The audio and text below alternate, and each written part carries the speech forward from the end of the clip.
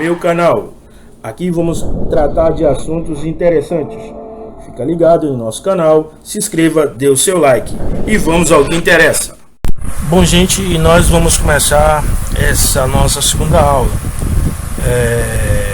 Como eu falei anteriormente, nós vamos começar agora. Eu quero falar um pouco sobre os ofícios, irmãos, de profeta, sacerdote e rei, para que a gente possa ficar inteirado, né, na função que cada um ele exercia naquela época, né, esses ofícios teocráticos, né, israelita. Então nós vamos tratar um pouco, né, de cada um. E o primeiro que nós iremos tratar aqui se trata do ofício de profeta. O profeta, ele era a boca de Deus ao povo hebreu no passado, aonde o profeta era usado por Deus, né, para levar uma palavra ao povo, uma palavra de ânimo, uma palavra de exortação, uma palavra que viesse a necessidade, né, do povo, pois o povo ele era carente de ouvir a voz de Deus. O povo em si, o povo hebreu, era um povo muito rebelde. E veja o que diz aqui a palavra de Deus em Êxodo 7. Êxodo 7:1, irmão. Diz assim a palavra de Deus: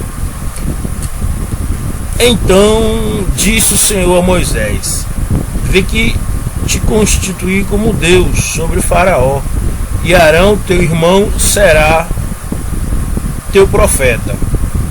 Então quer dizer, mas por que Deus constituiu Moisés como Deus, né, e Arão como profeta? A Bíblia vai falar que Moisés, ele disse que ele era pesado de fala, né? Ele na verdade era medo. E Deus ali então chama Arão, né, também, e constitui Arão como profeta de Deus, para levar a mensagem para o faraó, já que Moisés ele temia ser morto, né? A gente vai ver isso também lá em Gênesis, né? Vai falar dessa função. Em Êxodo 20, amados. Êxodo capítulo 20, nós também temos essa passagem, né? Uma passagem que vai relatar a importância do profeta. Êxodo 18 ao 19. Todo o povo presenciou trovões, os relâmpagos e o clamor da trombeta e o monte fumegante. E o povo, observando, se estremeceu e ficou de longe. Disseram a Moisés: Fala nós tu, e te ouviremos, porém não fale Deus conosco, para que não morramos. Então a gente vê aí que Deus, né, faz certas manifestações, né, trovão, relâmpago, e o povo ficou temeroso. E o povo não quis ouvir a voz de Deus, irmão. Preferiu ouvir a voz de Moisés, né? Agora nós vamos tratar aqui, sabendo, irmão, que o primeiro profeta, né, o grande primeiro profeta, se deu em Abraão. Gênesis 20, em versículo 7. A gente só estava pincelando, amado, para poder ter uma ideia dessa função, né, desse ofício de profeta que Deus dara a cada irmão, entendeu? Então diz assim em Gênesis capítulo 20, versículo 7: Agora, pois, resistiu a mulher a seu marido, pois ele é profeta, e intercederá por ti e viverás. Se porém não lhas restituíres, sabe que certamente morrerás, tu e tudo que é teu. Glória a Deus. Quer dizer, Deus, né, irmão, ele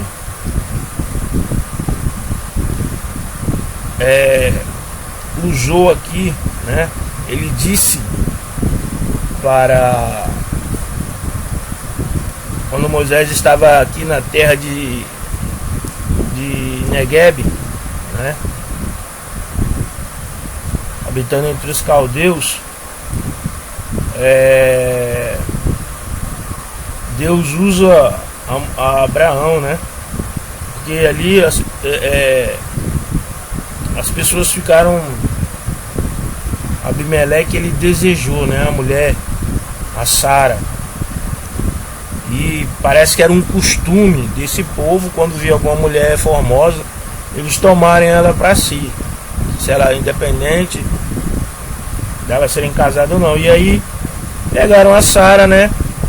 E Deus, ele adverte a Abimeleque para devolver a mulher, a Sara, a Abraão. E aí Deus diz que ele vai interceder. Abraão intercederá por Abimeleque, porque ele é profeta. Então aqui a gente vê, né, que o profeta, ele também era que ele era o que levava a palavra de ânimo, de esperança. Ele também era o que levava a palavra de intercessão. Ele também era aquele que fazia o que? Ele intercedia, né? Ele intercedia. Louvado seja Deus. Vamos agora passar aqui para o ofício de sacerdote, irmão. O sacerdote era o ofício sacerdotal, né? E aí, antes que houvesse nação, o primeiro e, entretanto, obscuro sacerdote foi o Melquisedeque, né? Melquisedeque, ele, a Bíblia vai relatar que ele era sacerdote. A gente vai ver isso lá em Gênesis, no capítulo 14 e no versículo 17 até o 20, onde vai relatar da seguinte forma a palavra de Deus. Após voltar Abraão de ferir Quedorlaomer e aos reis que estavam com ele, saiu-lhe ao encontro o rei de Sodoma, no vale de Savé, que é o vale do rei. Melquisedeque, rei de Salém, trouxe pão e vinho, e era sacerdote do Deus Altíssimo. Abençoou ele a Abraão e disse: bendito seja Abraão pelo Deus Altíssimo, que possui os céus e a terra, e bendito seja o Deus Altíssimo, que entregou os teus adversários nas tuas mãos, e de tudo lhe deu Abraão o dízimo. Amém, irmãos? Então aqui a gente está relatando, quando essa passagem ela vai falar das pessoas que pegaram Ló e levaram Ló cativo, né? Esse rei, junto com outros reis, né? Ele pega a Ló, que é sobrinho de Abraão, e leva Ló cativo. E aí Abraão vai buscar a Ló. E aí ele vence aqueles reis. E aí vem Melquisedeque e como sacerdote. E a Bíblia vai falar que de tudo ele deu a Abraão o dízimo. Então Abraão deu a Melquisedeque o dízimo, né? Mas a gente vai entender, amados, que o ofício sacerdotal ele se dá em Arão, que é onde nós vemos o desenvolvimento desse ofício sacerdotal. O sacerdote, ele representava o povo diante de Deus. Isso se encontra também lá no livro de Êxodo, no capítulo 28, irmão, e versículo 9, vai tratar desse assunto. A gente vai ver esse ofício sacerdotal, que é o de sacerdotal, né? E diz assim a palavra de Deus: tomarás 2 pedras de onix e gravarás nelas os nomes dos filhos de Israel. Quer dizer, essas pedras de onix, elas ficavam no peito do sacerdote. Também a gente vai ver 17 e 21. É meio longo, mas eu vou ler, irmãos, para vocês aqui, certo? Vai do versículo 17 até o 21, que diz assim, ó: e colocarás nele o engate de pedras com 4 ordens de pedras: a ordem de sárdio, topázio, carbúnculo será a primeira ordem. A segunda ordem será de esmeralda, safira, diamante. A terceira ordem será de jacinto, ágata, ametista. A quarta ordem será de berílio, onix, jaspe. Elas serão guarnecidas de ouro nos seus engates.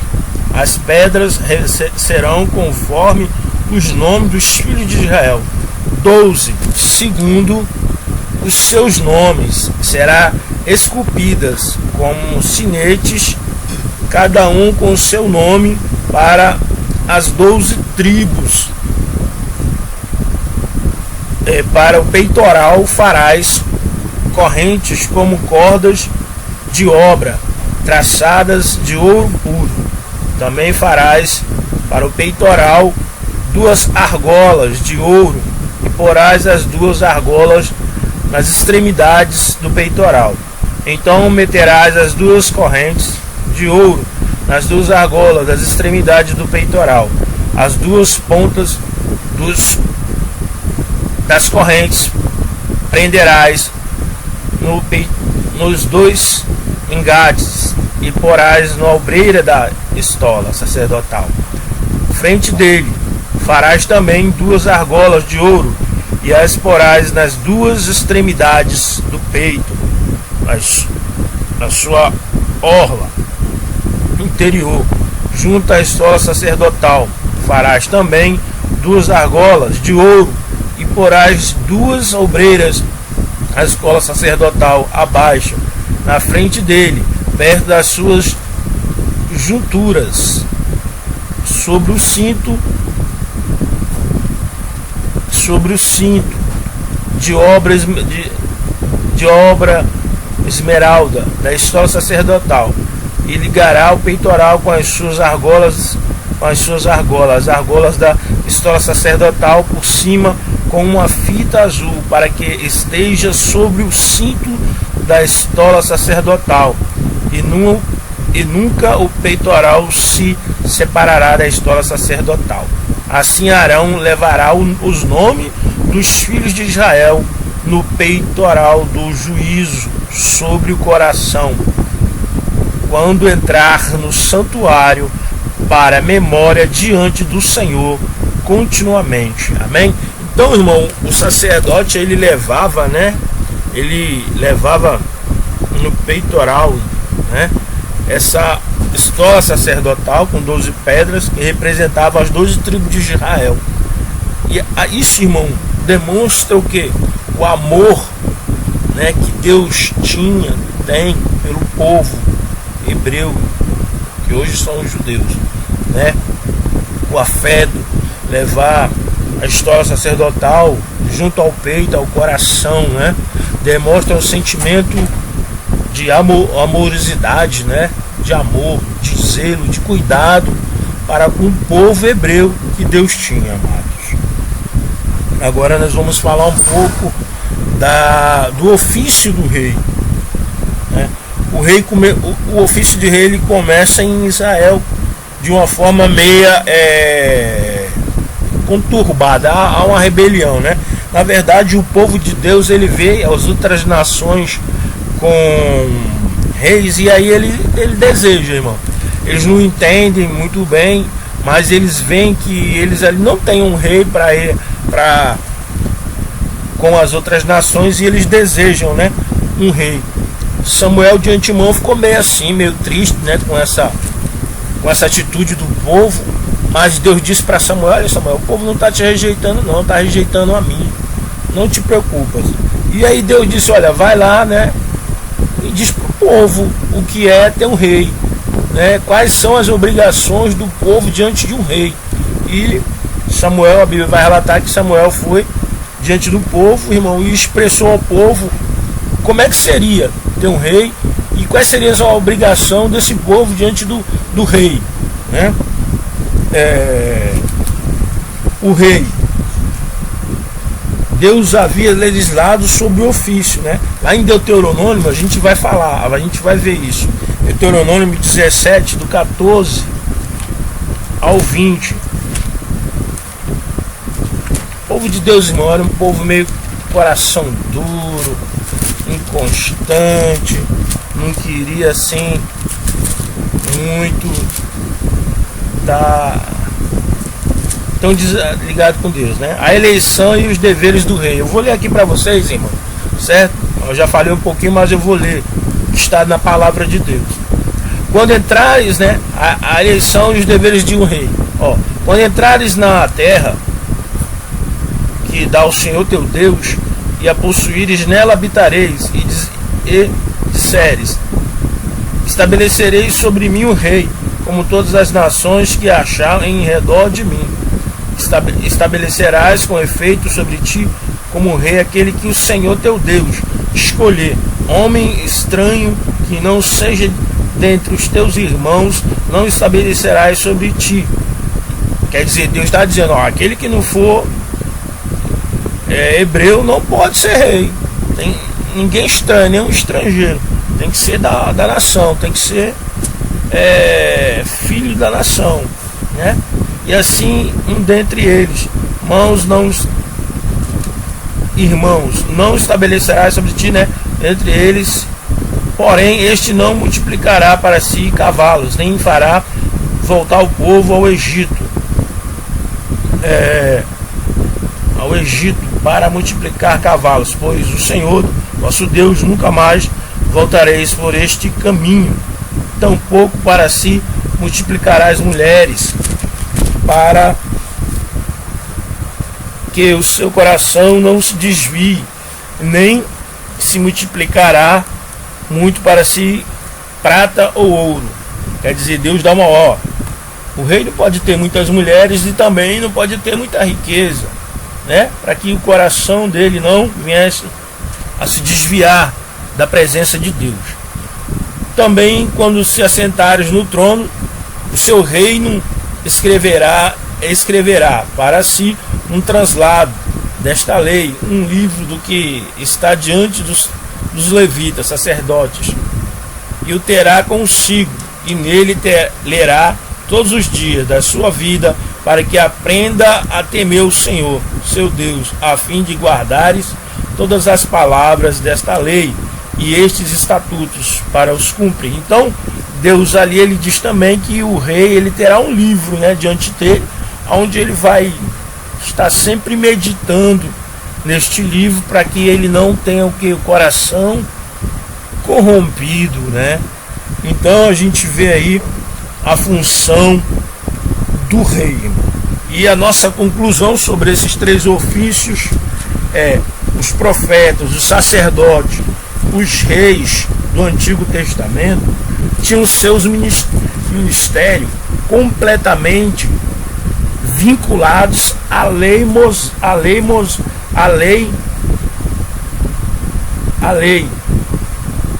O profeta pregava, o sacerdote aplicava pessoalmente e especificamente. Irmão, lembrando que o sacerdote, quando ele ia fazer os rituais, ele tinha que fazer por ele também, irmão. Então, ele não era uma pessoa imune, né? Ele precisava fazer diante de Deus também as suas obrigações como profeta. Ele não podia adentrar na presença de Deus de qualquer maneira. Então ele tinha que fazer por ele também certo sacrifício para poder adentrar na presença de Deus. O rei ele fazia cumprir, né, nacionalmente a lei. Então nessa parte, né, irmão, que nós queríamos trazer para vocês um pouquinho, falar um pouquinho desses esses três ofícios da teocracia israelita, né? E aí a gente vai adentrar e falar um pouco sobre Ezequiel, no período do exílio, esse profeta, né, muito usado por Deus. Ele foi levado para a Babilônia em 605 a.C. Ele foi comissionado por Deus para o ministério profético entre os anos 593, né, antes de Cristo. Seu ministério anterior é a queda de Jerusalém. É cheio de visões, de demonstrações ao povo para ver que se conseguia evitar catástrofes, né, que ameaçava a perder a sua pátria. Então Deus, irmãos, dava visões, revelações a Ezequiel, irmão, para que Ezequiel levasse ao povo essas visões, para que o povo, irmão, não viesse a pecar e para se manter a pátria. Porém, o povo, irmão, ele foi rebelde a tudo isso, né? E o que aconteceu? O povo foi levado em cativeiro. O povo não obedeceu, não ouviu a voz do profeta. E hoje é o que nós vemos, irmãos, também nos dias de hoje, né? As pessoas não ouvem, né, a voz de Deus, não meditam na palavra e são muitas das vezes enganados por falsos profetas. Um outro profeta, irmão, do exílio é o Daniel. Daniel, jovem, né, foi levado também cativo para a Babilônia. Ele era esse sábio, servo do Senhor, esteve em evidência na corte de Babilônia, chegou a uma elevadíssima posição de vice-rei. Por meio dele, o Senhor revelara a sua providência sobre a Babilônia e o seu rei. Então, Daniel, irmão, foi um exemplo, né, de servo de Deus, um exemplo de profeta. Ele não temeu, né, ali mesmo em cativeiro. Daniel, a Bíblia vai falar que ele orava 3 vezes ao dia, né? E os seus adversários, quando o viram orar, né, eles iam e relatavam ao rei: olha, rei, o Daniel está ali orando, né? Ele diz que não se prostra diante da imagem que foi feita daquela estátua. E aí, irmão, Daniel, ele é jogado, né? A gente sabe, ele é jogado na cova dos leões, mas os leões não o devoram. A Bíblia também vai falar um pouco, vai relatar sobre os 3 amigos de Daniel que foram lançados na fornalha de fogo, Sadraque, Mesaque e Abednego, né? E a Bíblia vai dizer, irmão, relata que havia ali um 4º homem, irmão, e o fogo era tão intenso, irmão, mas o fogo não consumiu a Sadraque, a Mesaque nem a Abednego. Por quê? Porque havia ali, irmão, a presença de Deus. E a Bíblia relata também, irmãos, que as pessoas ficaram ali maravilhadas. Então elas foram ver o que aconteceu, irmão. O fogo que ali estava consumiu aquelas pessoas. Então a gente vê nesse período do exílio, né, o povo, Deus continuou dando livramento para aqueles que eram realmente servos fiéis e obedientes à palavra de Deus. Outro servo que Deus usou, irmão, grandemente foi Jeremias. Jeremias, irmãos, ele é conhecido como o profeta chorão, né? Ele que Deus usara. Nós sabemos que Jeremias, irmãos, ele não casou. Ele foi um profeta que Deus não permitiu dele casar-se. E ele também foi poderosamente usado para exortar os israelitas ao arrependimento antes da queda de Jerusalém. ele dedica parte do livro a confrontar os cativos de Babilônia. Ele dá bons conselhos, né? Quer dizer, Jeremias ele dava, irmão, bom conselho, porém as pessoas não atendiam a palavra que Deus dava a Jeremias, e Jeremias levava, então eles não entendiam. Suas palavras são de esperança, pois o povo saberia o tempo que duraria o exílio, né? Durante 70 anos. No fim desse período, Deus voltaria sua atenção ao seu povo e lhe daria a glória de outrora, mudaria sua tristeza em alegria. Então, irmão, Jeremias ele foi um profeta e sempre trazia ali uma palavra de esperança. Olha, não vamos desanimar, nosso Deus há de nos dar o escape. Esse cativeiro ele não é para sempre, ele tem um tempo determinado, né? Tudo isso Jeremias ele apresentava para o povo, irmão. Um outro profeta também muito conhecido, irmão, é Isaías, irmãos. Isaías, segundo a segunda parte de Isaías, no capítulo 40 até o 66, é escrita para edificar os abatidos de coração que se achavam no cativeiro. Então Deus usa Isaías, irmãos, e traz o que? Também uma palavra, né, de consolo, uma palavra para consolar aqueles que estavam ali